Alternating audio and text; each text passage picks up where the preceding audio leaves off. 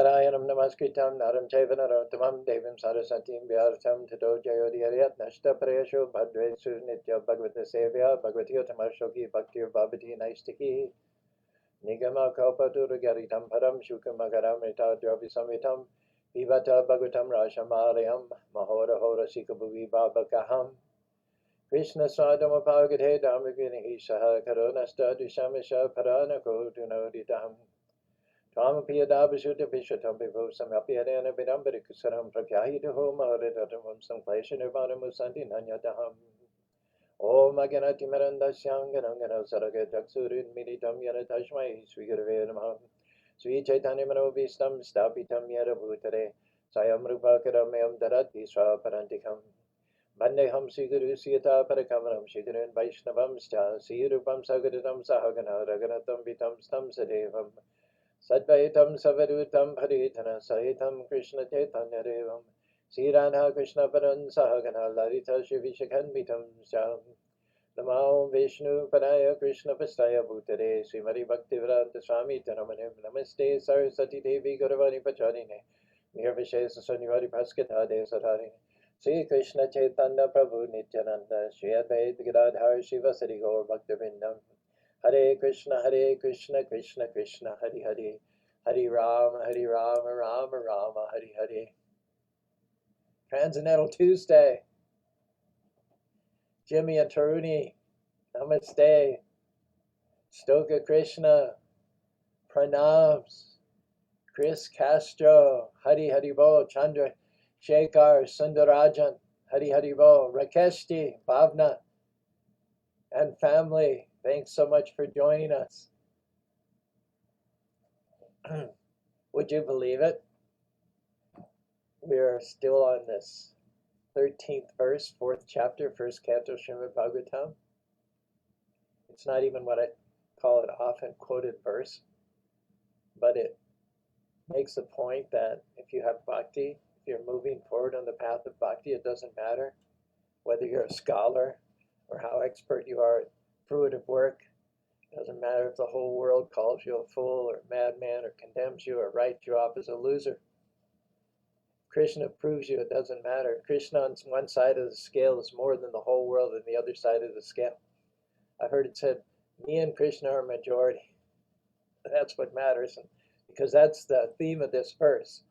We're just squeezing all the nectar we can possibly get out of it. There are 18,000 verses in the Srimad Bhagavatam, and every one of them is full of nectar. So it's not unusual at all for us to spend 3, 5, 6, 7, or even 9 days on one verse. We could spend our whole lifetime on one verse. We force ourselves, after we've gotten a good amount of juice, to move on to the next verse. Each verse is like a flower, and we're like the madhukaris. We're like the bees that go and suck all of the nectar, all of the pollen out of the flower. Am I right, Bye Bobby? Yes, Raleigh. Yeah, some fellow bees here in Spanish Fork. Jean, another Utah, Barbara, Veda, Wolf have jumped on the call with us just now. So back to it. Ya sarvam na samachatra pristo yadi akinchana manya tvam vishavacham shnadamanyata chandajat. You could probably say it with me by now. This is our 7th revisitation. We know that you, Sutta Goswami, are expert in the meaning of all subjects, except some portions of the Vedas, and thus you can clearly explain. All right, let the games begin. Sachi's here, and her husband, Prashant, full of references. Except some portions of the Vedas, and thus you can clearly explain the answers to all the questions that we have just put to you. First thing we need to understand is that it's important. You can't be in the clutches of Maya and at the same time be moving toward the shelter of Krishna's lotus feet. They're mutually exclusive. You can't follow Mammon and you can't aspire to go to the spiritual world at the same time. Chanaka Pandit says, if you want knowledge, you have to give up sense gratification. If you want sense gratification, you have to give up knowledge. You can't do both. You can't stand on 2 boards in the middle of a lake because the boards will start drifting apart and then you'll end up standing on no board whatsoever. Arjuna asks in the 6th chapter, Kachin Nobaya Vivashtas Chanabam Vivanashiti Apratishna Mahava Vimudo Brahmanambati. What's the situation of someone who makes a certain amount, X amount of advancement in devotional service, but later cease and desists? The main cause of cessation and desistance are women and wealth. Those are the stumbling blocks, Prabhupada says, by which many stalwarts have retreated from the path of devotional service. So what happens if you go a certain distance along the path and then you get distracted? The answer is that nothing's lost.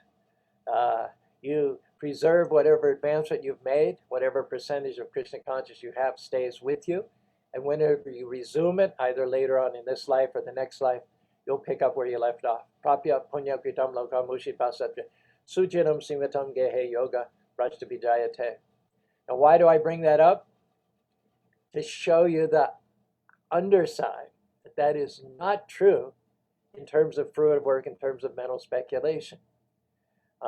You do not retain the assets that you achieved from a previous life, and even if for argument's sake you did, what good are they in terms of attaining the ultimate gati, the destination of Krishna's lotus feet? For instance, let's say you go to medical school, and you go, and it's an 8-year course, and you go for 7 years and 11 months, and then you decide you're not interested anymore. The whole 7 years and 11 months is lost. There's nothing to show for it. Similarly, Rishabh says, Parabhavash tavada bodha jato yavagna jignishyadma tatvam yavat kriyat tavada domai karmatma kamyena sarira bandha.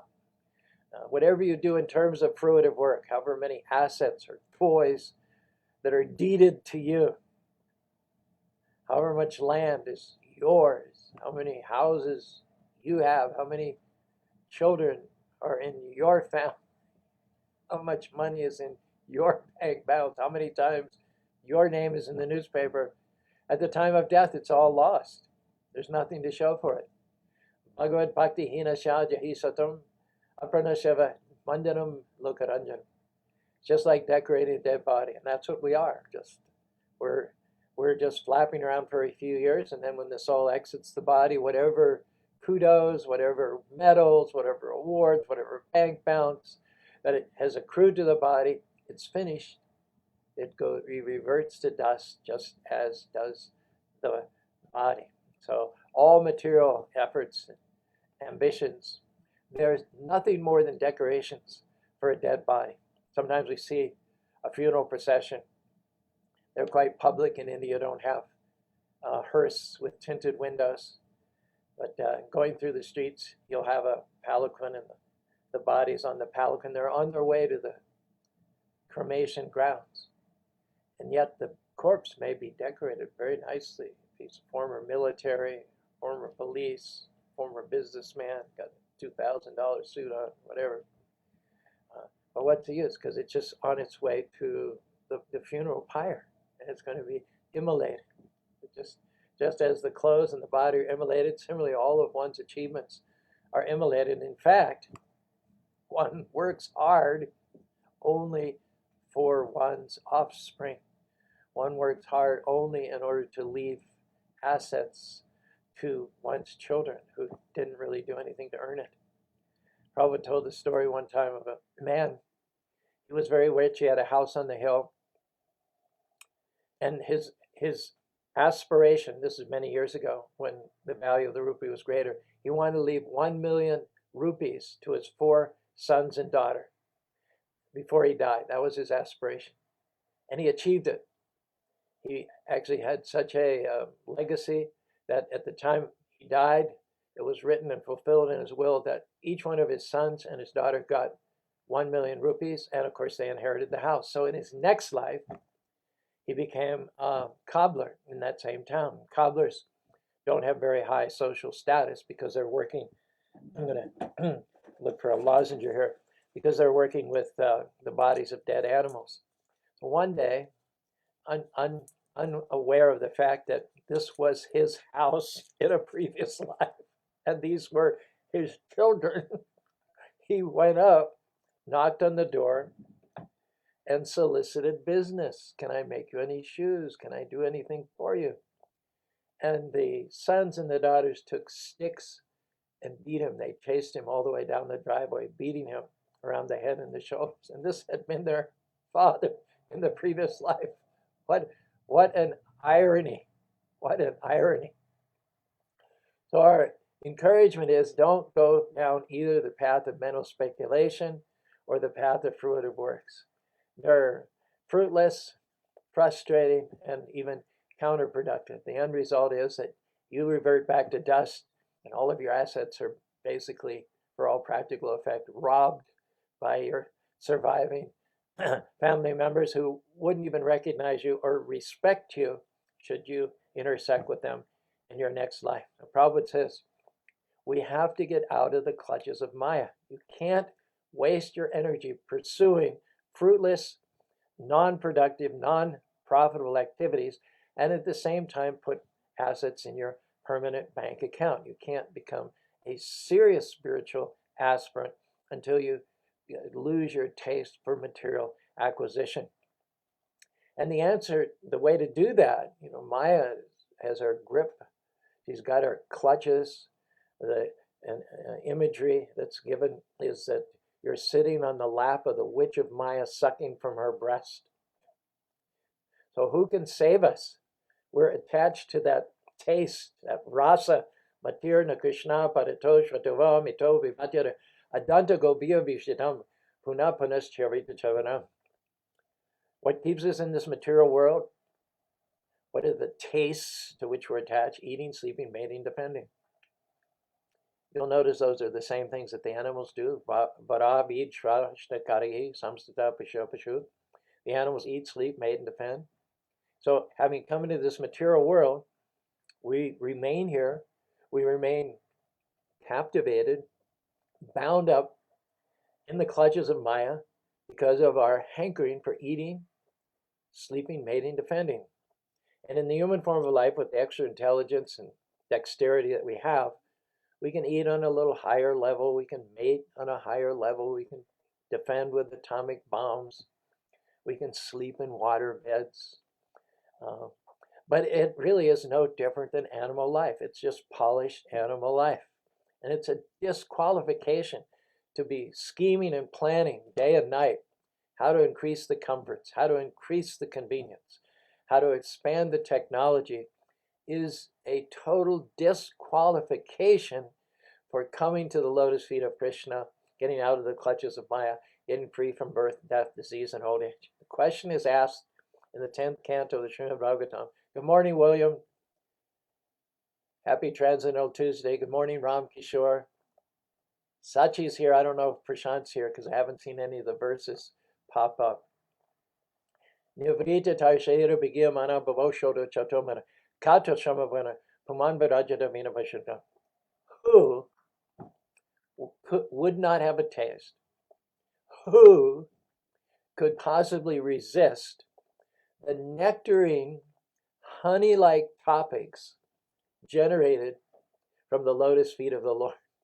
And we start out by saying we're on this 7th day, 45 minutes a day, talking about the same verse. We can't tear ourselves away, even from this verse, to go to the next verse, which is also going to be so full of honey that we're not going to be able to leave that one. In fact, the bee, oftentimes, having alighted on a particular flower and consumed the pollen, oftentimes gets so intoxicated that at the end of the day he can't fly. And that leads to his demise. This is an example that's usually given to show how strong the senses are, and this is an example to show how strong the sense of taste is.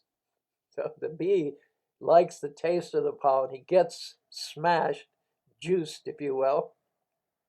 And then certain flowers, if he's not careful, when the sun goes down, they close up. And he's just like, whoopee. But he gets suffocated during the night. He gets trapped in that flower.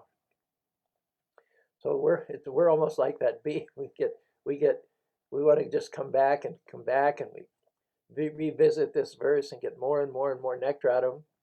But the material is just the perverted reflection. You revisit eating, sleeping, mating, defending as many times as you want in this life. How many meals do we eat in one lifetime? 4 hours later, we got to eat it again. How many times do we have sex? We have sex. Oh, I'm so satisfied. It's the greatest pleasure. Then tomorrow we have to do it again. So how is any of this satisfying if 4 or 5 hours, 24 hours later, you have to come back to it and drink out of that same trough? It is described as punat punas chirvita charvananam, chewing the chew. It's the same pleasure every day throughout the entirety of this lifetime. When you transition from this lifetime to another lifetime, it's going to be the same pleasure. The example is given, milk is milk. You may drink it out of an iron pot, or you may drink it out of a golden pot, but the taste is the same. You may enjoy eating, sleeping, mating, defending in the body of a pig, or you may enjoy it in the body of a king. You may drink it out of a golden pot, or you may drink it out of an iron pot, but it's still the same taste. So the pleasures, so-called pleasures of this material world in terms of eating, sleeping, mating, defending, are no more relishable than chewing something that has already been chewed. The juice is sucked out of it and it's spit out, lying along the side of the road, and you combine and say, oh, wow, this looks good. And you put it in your mouth and you're like, total difference between the pleasures of spiritual life and the pleasures of material life. And that's why it just said, Prashant's with us now. Yay! Lakshmi's with us. Yay! Let the party begin.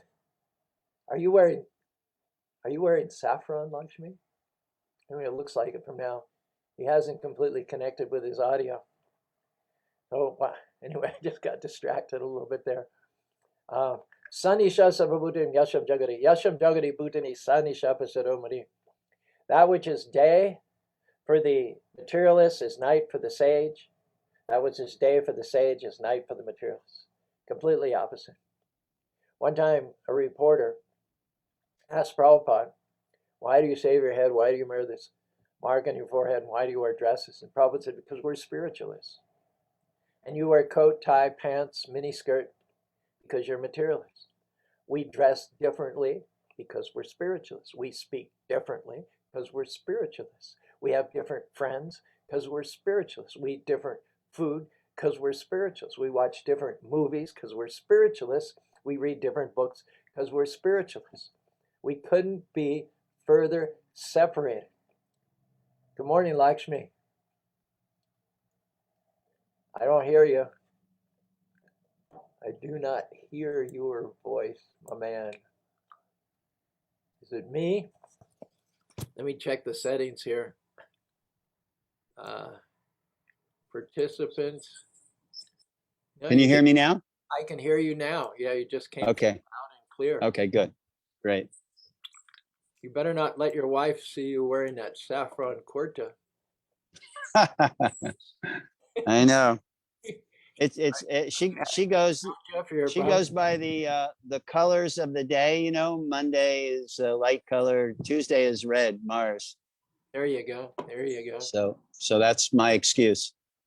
Lakshmi is always, you were pretty much on the East Coast, right? All the time. Yeah, New York mostly, and then New Jersey when New Jersey opened. And I was always on the West Coast. We always thought of the East Coast devotees as being kind of uptight, wound up too tight. But Lakshmi was always an exception. No one who could talk to Lakshmi or interact with him for even 5 minutes would put him in the stereotype of the East Coast devotee. He's a East Coast devotee with the West Coast mentality, with the easygoing, casual, laid-back West Coast mentality. Thank you, Krishna. So we haven't been able to we're like the bee that's become intoxicated on this verse, and we no longer know how to fly. We're so smashed at the transcendental nectar of this verse that we come back to it for a 7th time, and we can't even launch ourselves off of it to go to the next flower, which in itself will be full of nectar as well. So what a conundrum, huh? 18,000 verses of the Bhagavatam, and every one is full with nectar. You could practically spend your whole life on each and every one of them. Do you remember? I forget if it was Bhakti Siddhanta Saraswati Thakur. It's like you could easily lecture 30 days on a verse. and still have, it was something, and I think it was in relationship to the first verse of the Bhagavatam, Jamadhyasa Yataha, that verse. You can just go on forever because each word. I think there was a big meeting between personalists and impersonalists, or a big sangha, a Bhagavat Sapta, Bhagavat Sangha, and they invited Bhaktisiddhanta. And then they had second thoughts about it because they thought he would blow them all away. And he said, well, how about if I just speak on one verse? And they thought that would contain him if he just spoke on one verse. So he came to the Sangha and he spoke on the same verse every day for 30 days and firmly established the principle of personalism. Dvaita philosophy. But we're discussing here how you can get out of the clutches of Maya. We're sitting on our lap, drinking the pleasures that the material world has to offer, as it were, like her breast milk. We're attached to them. And so how do we get out of the clutches of Maya? And the first thing to realize is that there's nothing new. It's just the same thing over and over and over again throughout different species of life on different planets. It's just chewing the chewed. One should aspire for that which is ever fresh, navayovanam, that which is not stale, soured, but that which remains always relishable and palatable. And that's the nature of Krishna consciousness. As I said, we're 7 days now into this same verse. So the Lord says there's crow-like men and then there's swan-like men, isn't it? Nayad bachas hare yasho jagat pavitam tadbayasham tirtamushanti niyataham shan nirmanta shiksha. Like crows, the crow-like men, they like things which have already been used. They're attracted to garbage, sorting through garbage all the time. Or if there's roadkill, something that has been run over on the road and now it's all splattered, squashed, and distasteful, you'll find crows. You'll find, in fact, an assembly of them. You might say a parliament of crows having gathered together to taste the roadkill. Similar, that's like a place of pilgrimage. Roadkill, garbage are places of pilgrimage for crows. So literature, garbage, food, which is full of animals which died horrible deaths, ghoulish movies like Friday the 13th, horror movies, movies full of violence where the hero kills like 50 people. And okay, I know that one or two of them was a bad guy and probably may not have earned the right to continue living in society, but come on, folks, 50 people, I mean, they weren't all bad. They had kids, they had wives, they were paying their taxes. So this garbage-like literature, garbage-like movies, they're places of pilgrimage. They're occasions for parliamentary gatherings by crow-like men. That one must disassociate oneself from that mentality and from that class of men. Niskinchana sha bhagavad bhajanmakasya param jigamashar bhavashagrasham sandarshana mata yoshidam cha hahanta hanta vishabhakshanaro piyasharo. For one who desires to cross over the ocean of material miseries, to solve all the problems of life, to go from temporality to immortality, from death to life, from darkness to light, one should not associate with sense-gratifying men or women who are similarly interested in sense gratification. The result of such association is just as if you were to drink poison.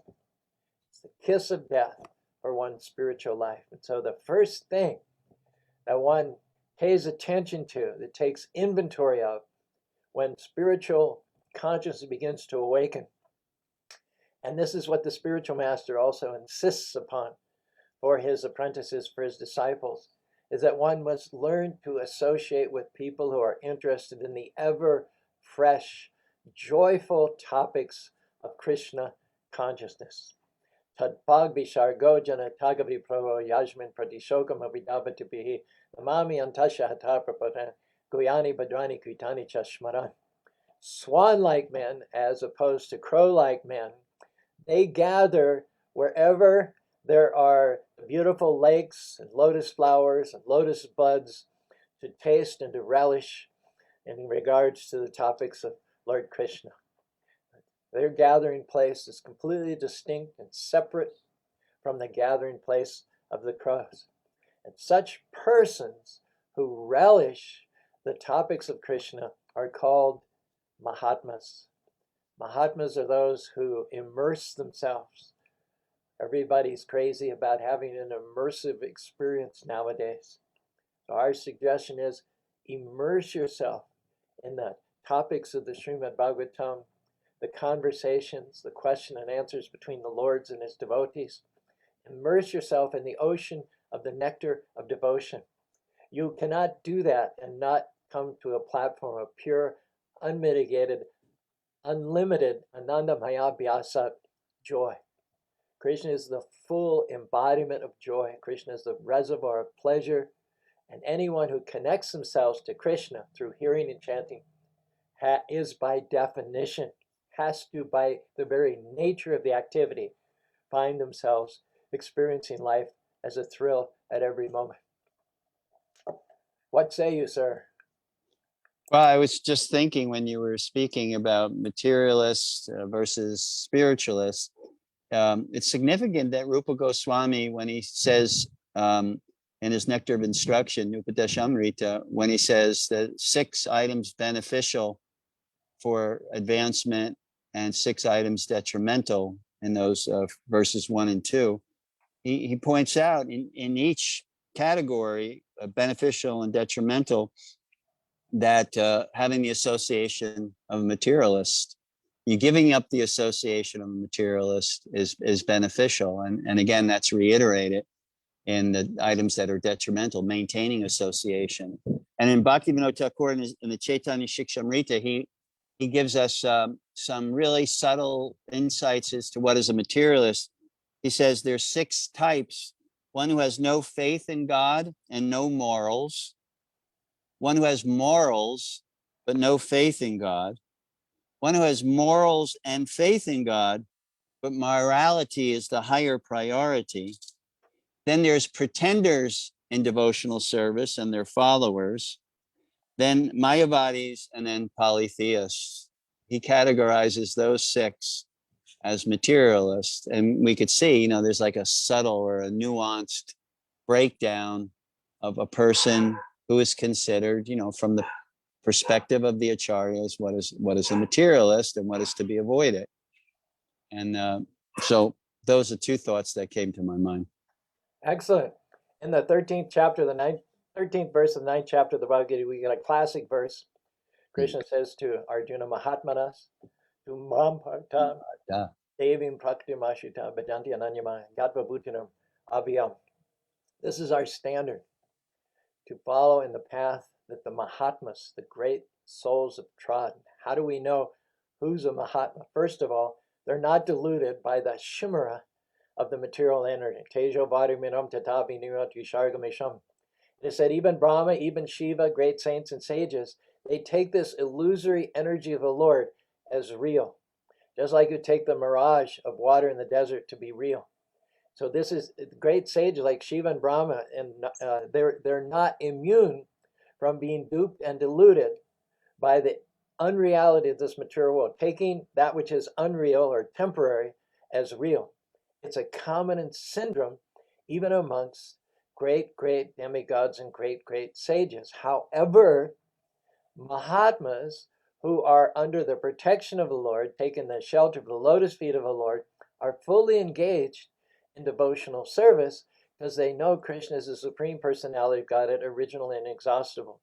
They may not be so expert in discerning and doing all the elements and all the practices and disciplines of Sankhya philosophy.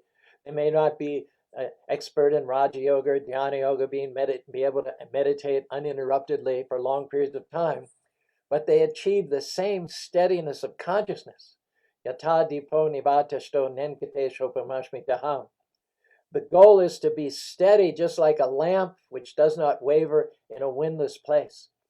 How do the devotees, who are neither great yogic practitioners nor necessarily great philosophers, and certainly not interested in fruitive work, how do they attain that steadiness, that unwaveringness, without without alluding to yogic practices of breath control and focus and concentration? And it is simply through service. The devotees just can't get enough service of the Lord. There are enough activities to fill 24 hours of every day. In fact, there are not enough hours in each day. Prabhupada said, in the material world, if you work a long time, you get very tired and dispirited. But you can work in Krishna consciousness 24 hours a day and never get tired.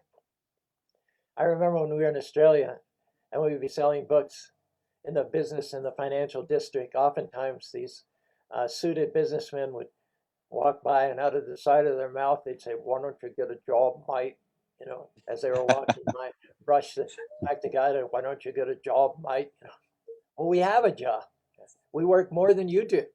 You don't get up at 4 or 5 o'clock in the morning, sing and dance, and then spend the whole day doing Sankirtan or college lectures, cooking or cleaning, and go back for an evening program at night.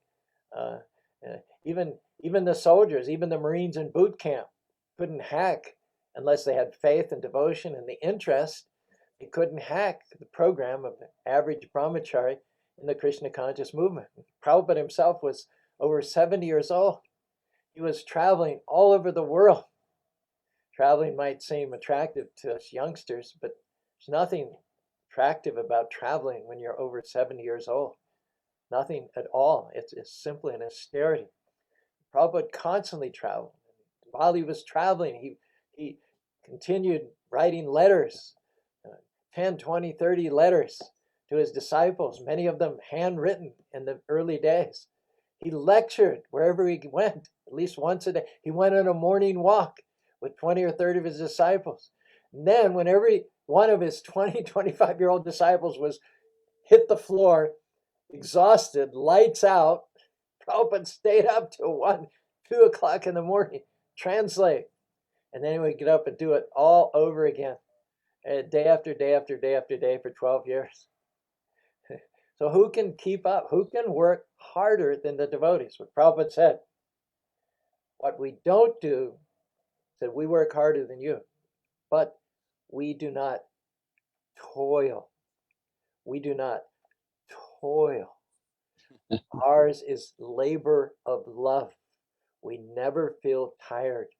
We never stop. Why? Because it's a labor of love. This is the secret of perpetual motion. And those who are constantly serving the Lord under the shelter of his lotus feet, in the association of other devotees, under the guidance of a bona fide spiritual master, they are training up to be Mahatmas, to shelter, to go under the shelter of the lotus feet of the Lord and never to leave him. I have a couple of rap songs. Can I share with you from the Shikam? Yeah. Let's see if I can remember. Oh Nanda, oh Krishna, son of Nanda, though you're the one second to none, my shining sun, I'm heartbroken in this ocean of birth and death. It's not worth the commotion. Pull me out of this cruel blender, surrendered as an atom in the sweet splendor of your tender lotus feet. Lord, when my eyes pour with tears of love like rain from the skies above, when will my voice choke up, when in transcendence will my bodily hairs stand on end? Though a moment appears like 12 years or more when you're not here, if only to proclaim your name, and I'm smiling again. Even if you restrain me, rough in your embrace, or pain me by hiding your face, you remain my Lord unconditionally, no matter what the difficulty, decline, or gain. Rain or shine, I am yours, and you are mine. That's the Caru version. Wonderful. Govinda Dev, I don't know whether he's been to Australia or not, but he's pretty much got the meter and the cadence down right. In the comment section, he has, "Why don't you get a," and then he puts in parentheses, "a spirit numbing in parentheses, job, might. Why don't you get a job, mate? And Prashant has given us the verse from the 6th chapter of the Bhagavad Gita on Yogi Atadi Poni Vashtasho. He's given us the reference for the lamp in a windless place. Raquel and Sean are on board from Manteca, California, San Joaquin Valley. Prashant again gave us the quote again from the, 9th chapter, I believe, Mahatmanas tu mam Partha devim prakritim ashritaha. Thoughts? My God, brother. Oh, I was just for us. when you mentioned that that the word steady, because I kind of locked into that when I'd give Gita seminars in yoga studios, because when Krishna first defines yoga, he uses the word samatvam, and Prabhupada, I think, translated it as equipoised. I think that's what the way he translated equipoised or equilibrium. But it's really that it's that steadiness. So one who's a yogi actually comes to the platform of being steady in their devotional service, and that's like the real definition. That's the first definition that Krishna gives, samatvam. The other one he gives a few verses later. I think that's 248, and a few verses later he says karma koshalam, that the skill of action, that devotee knows the skill of action. That's also yoga. So that's one thing I was thinking of. And the second thing I was thinking of, I just heard recently that Lakshman served. He's a brother. He didn't have to go in exile. So maybe it was more traditional that Sita goes as the wife follows the husband. But Lakshman was the brother, and the brother really wasn't by shastric injunctions in any way. He had to follow his brother into exile, but he did. And what did he do? He served Ram and Sita the whole time. In the evening time, while they slept, he guarded them. And in the daytime, he did menial service, fetching water and doing so many things. So we have the Supreme Personality of Servitor Godhead giving us example that we should be serving with great steadiness all the time. Eventually, Lakshman, during the Battle of Lanka, was able to kill, I believe, Indrajit. And no one could understand, because they thought Indrajit was immortal. He'd gotten a boon. See if I can remember them all. Maybe you can help me. He could only be killed by someone who didn't sleep for 13 years, who didn't eat for 13 years, and never saw a woman's face for 13 years. So after Lakshman killed Indrajit, everyone thought, well,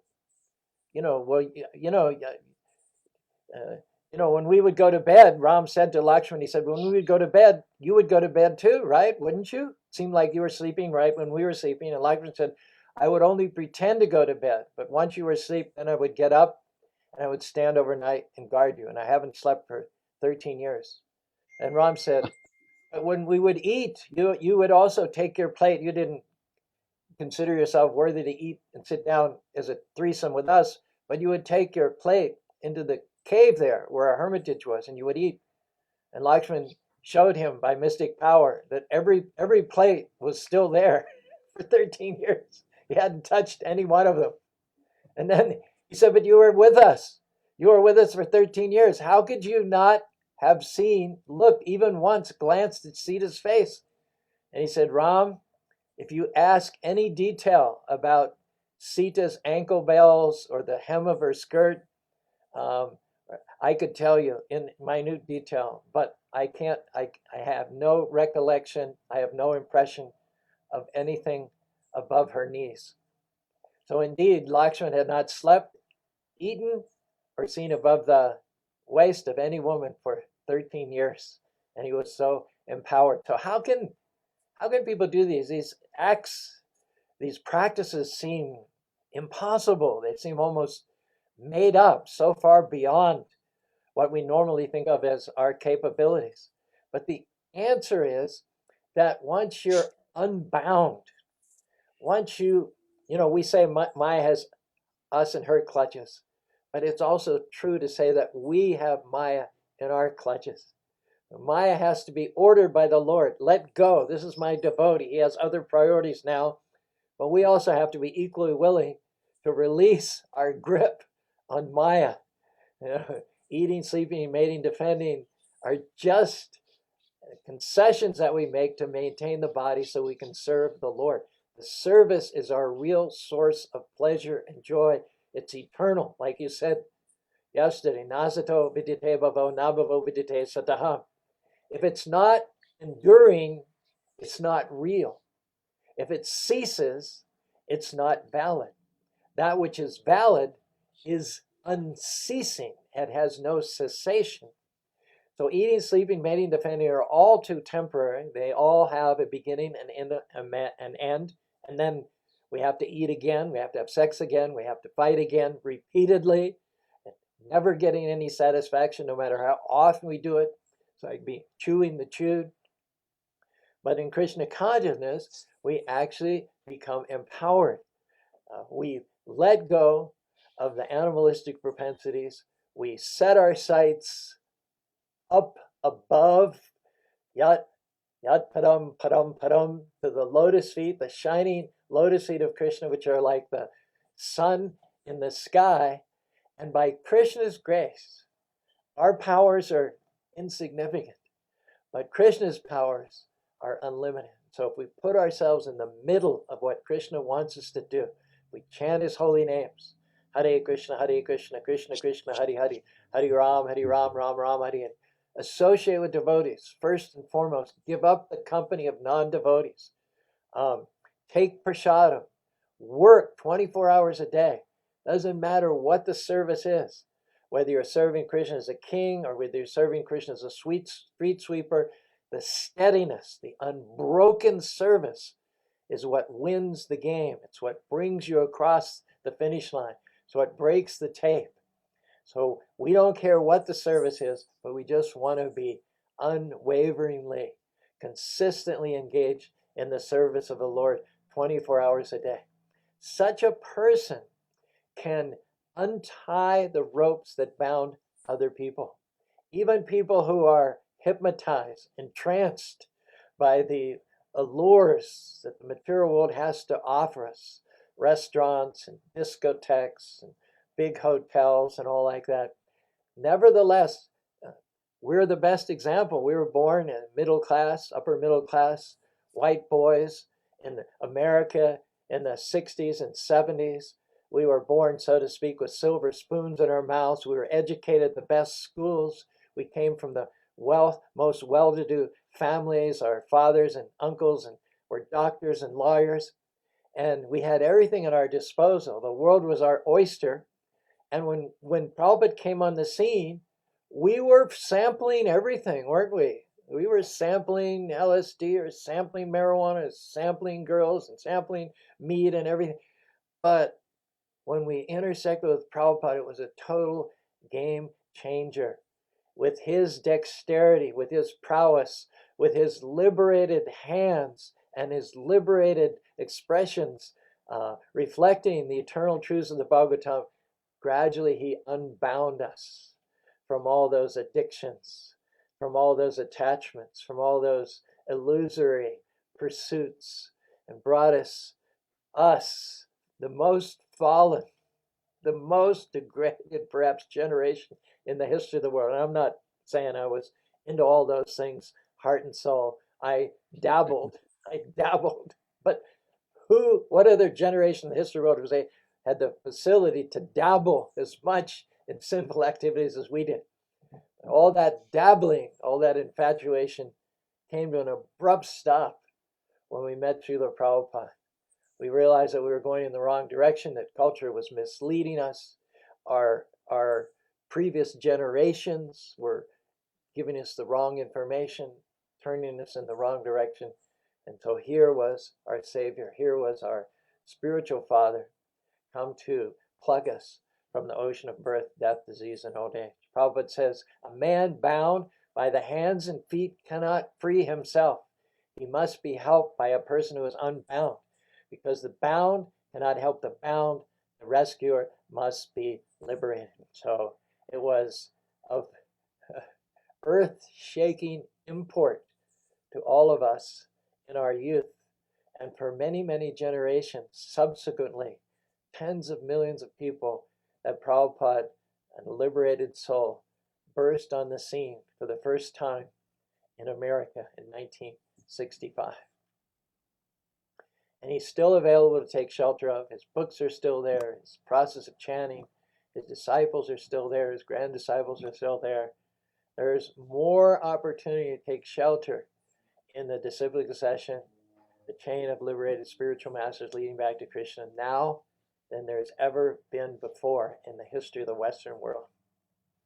Yay! Haribo! Hey, Govinda. Do you think that's a positive note? I have to run off. I have to run off to get my left eye surgery this morning. Okay. Otherwise, I just feel like we're just getting warmed up. But as difficult it is, we'll have to bring this discussion to a close. And I can't promise tomorrow either. I don't know what it's like the day after a surgery. But tomorrow is Nityananda Trayodasi, a very special day on the Vaishnav calendar. There'll be lots of programs on Facebook and YouTube. Just go to GBC. What is it called? GBC SPT? Yeah, SS, Strategic Planning Team, Spiritual Strategic. Yeah, GBC SPT.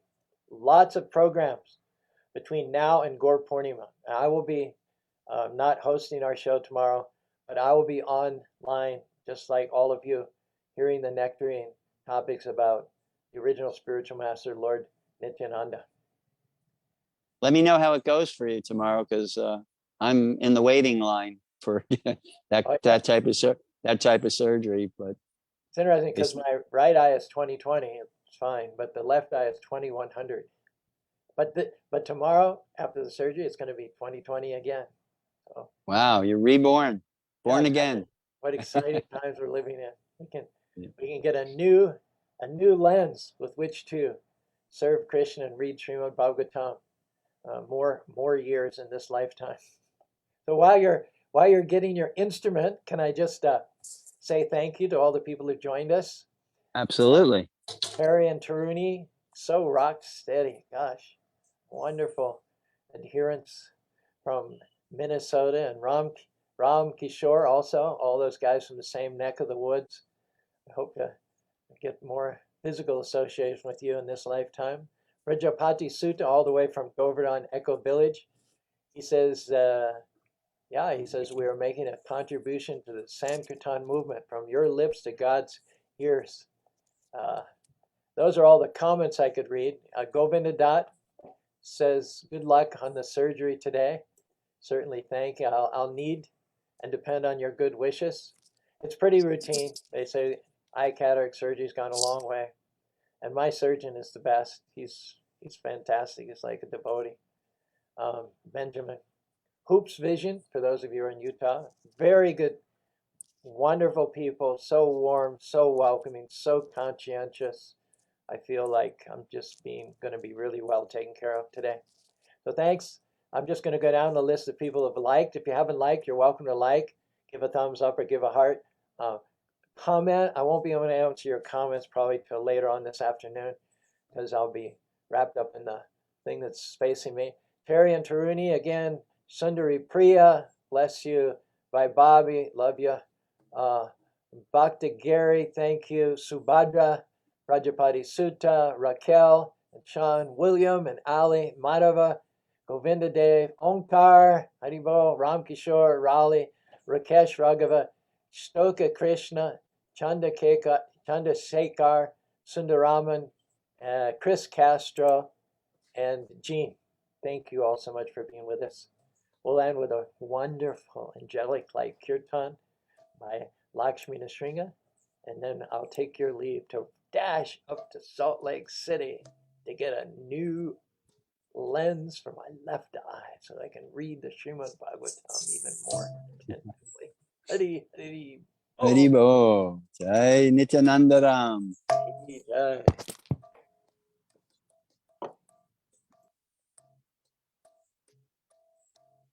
Hare Krishna. Krishna, Hare Krishna, Krishna Krishna, Hare Hare,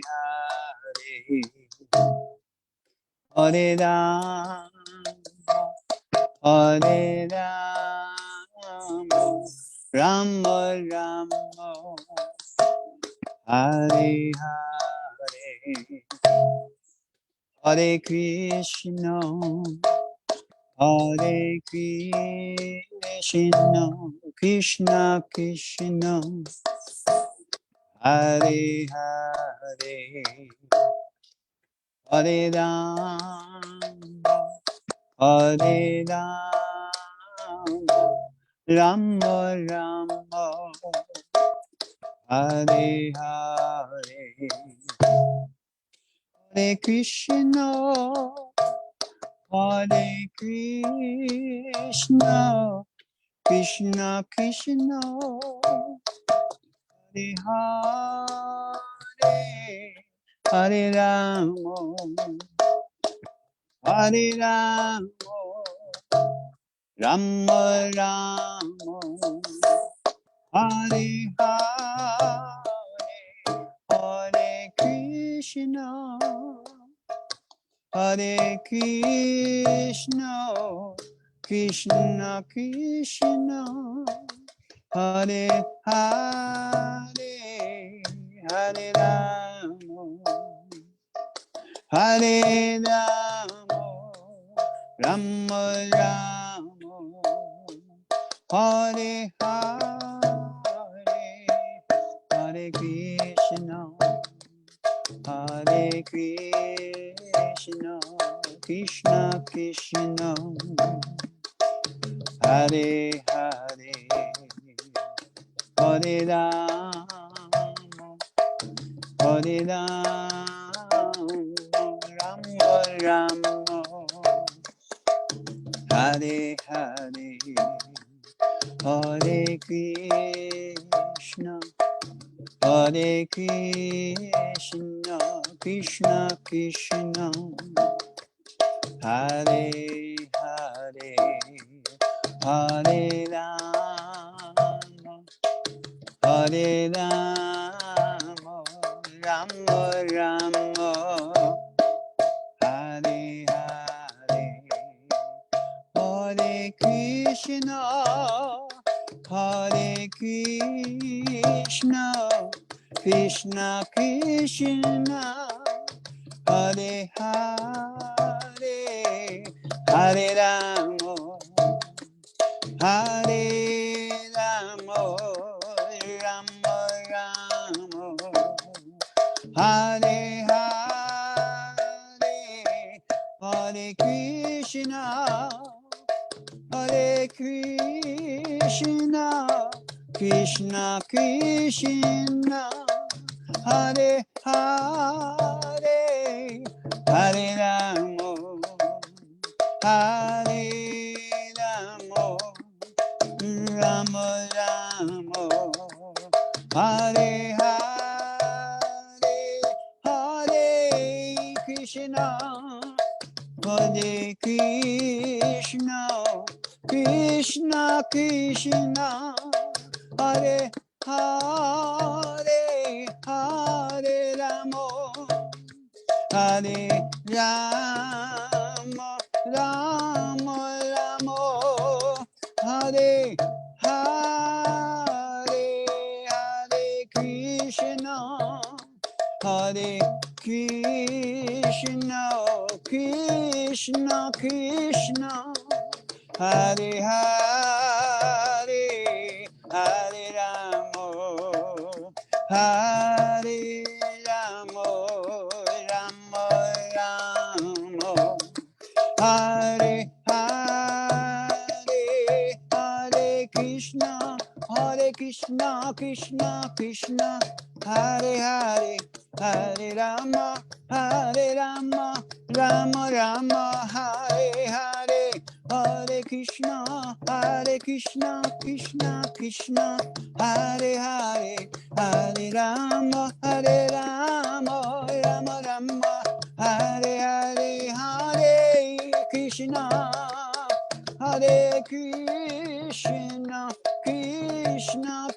Krishna, Hare Hare, Hare Rama, Hare Rama, Rama Rama, Hare Hare, Hare Krishna, Hare Krishna,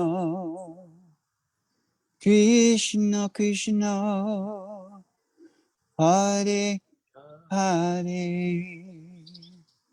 Hare Rama, Hare Rama, Rama Rama, Hare Hare.